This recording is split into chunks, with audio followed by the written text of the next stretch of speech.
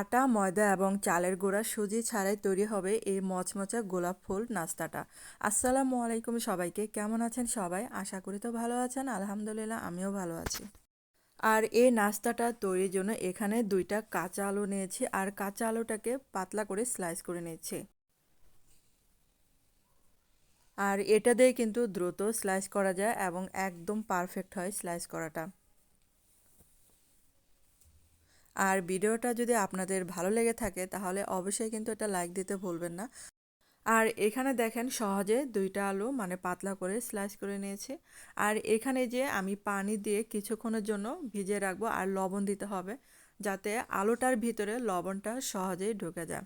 আর লবণটা দিলে কি হবে, মানে আলুটা কিন্তু অনেক সফট হয়। তো এটা কিন্তু আমি 10 থেকে 15 মিনিটের মতো ভিজিয়ে রেখেছিলাম পানিতে। আর আলুগুলা এখন এই যে পানি থেকে মানে ঝরিয়ে নিতে হবে একটা ছাঁকনির সাহায্যে। আর এখানে আমি এটা টিস্যু নিয়েছি, আপনারা চাইলে এখানে সুতি কাপড়ও ব্যবহার করতে পারেন, পানিটা যাতে মানে একদম শুষে যায়, তাহলে কিন্তু এটা অনেকটা মচমচা হবে। আর এই যে পানিগুলা ভালো করে এখানে এই যে টিস্যু দিয়ে মুছে নিচ্ছি আমি।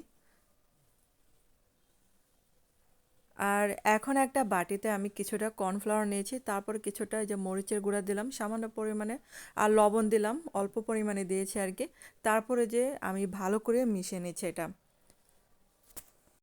এখন এই যে বাটিতে আমি স্লাইস করা আলুগুলা দিয়ে দিচ্ছি, আর আপনারা চাইলে কিন্তু এই বাটির বদলে একটা পলি ব্যাগেও এটা নিয়ে নিতে পারেন। আর এই যে এখানে একটা ঢাকনা দিয়ে ভালো করে ঝাঁকিয়ে নিচ্ছে। আর এটা যখন মানে সমস্যা হবে তখন ওই পলি ব্যাগেই মানে করাটা সবচেয়ে ভালো। আর এখন দেখেন এই যে বাকিগুলা ভালো করে মিশিয়ে নিচ্ছি। আর আলু দিয়ে কিন্তু গোলাপ ফুল বানানোটা যে কেউ বানাতে পারবেন, অনেক সহজ, এটা কয়েক সেকেন্ডের মধ্যে বানিয়ে নিতে পারবেন অনেকগুলো। তারপর দেখেন ভালো করে মিশিয়ে নেওয়ার পর এখন এই যে একটা একটা করে আমি এই যে আলুর স্লাইসগুলো নিচ্ছি, আর এরকম করে পাপড়ি বানিয়ে নিচ্ছে। আর আপনারা দেখিয়ে এটা শিখে নিতে পারবেন। আর এই যে এরকম একটার উপরে আরেকটা করে মানে পাপড়ি দিচ্ছি।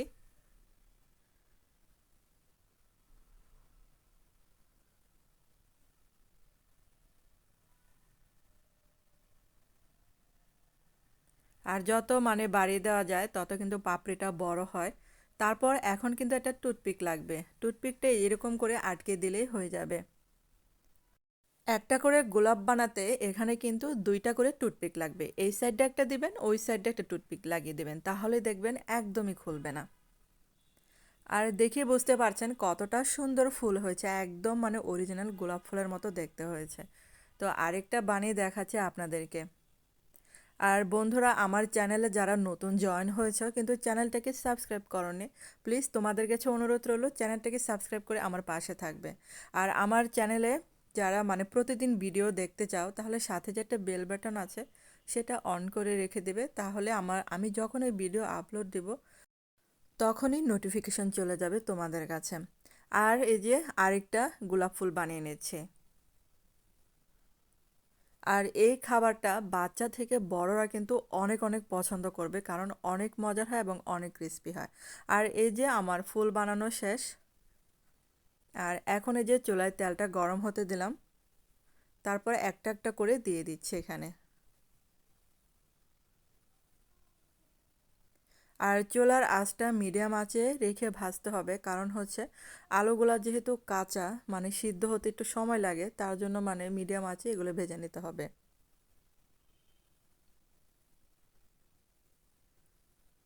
আর এগুলা কিন্তু ভাজার সময় একদমই খুলবে না।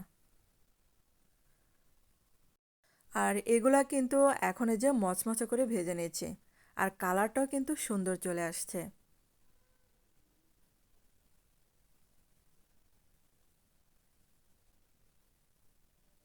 তারপরে যে কিছুক্ষণ পর পর উল্টিয়ে পাল্টিয়ে দিতে হবে। আর চুলাটা বন্ধ করে দিয়েছি, আর এগুলা কিন্তু হয়ে গেছে। আমি মিডিয়াম আঁচে রেখে এগুলা মচমচে করে ভেজে নিয়েছি। আর এখন এই যে এগুলা থেকে টুথপিকগুলো খুলে নিচ্ছি। আর দেখেন এই যে টুথপিক খোলার পরেও কিন্তু একটাও খুলবে না, যেরকম করে আমি লাগিয়েছি সেরকমই লেগে থাকবে, কারণ এই যে কর্নফ্লাওয়ার দিয়েছি সেটার কারণে একটার সাথে আরেকটা পাপড়ি একদম লেগে গিয়েছিল। আর এত সুন্দর হয়েছিল যে যে কাউকে বানিয়ে দিলে অবাক হবে যে আলু দিয়ে এত সুন্দর গোলাপ ফুল বানানো যায়। আর এটা কিন্তু অনেক ক্রিস্পি, অনেক মজার ছিল। এত সুন্দর আলু দিয়ে ফুল বানানো কেমন হলো অবশ্যই কিন্তু কমেন্ট করে জানাবে বন্ধুরা। তো ধন্যবাদ সবাইকে ভিডিওটা দেখার জন্য। ভালো থাকবেন, সুস্থ থাকবেন। ধন্যবাদ সবাইকে।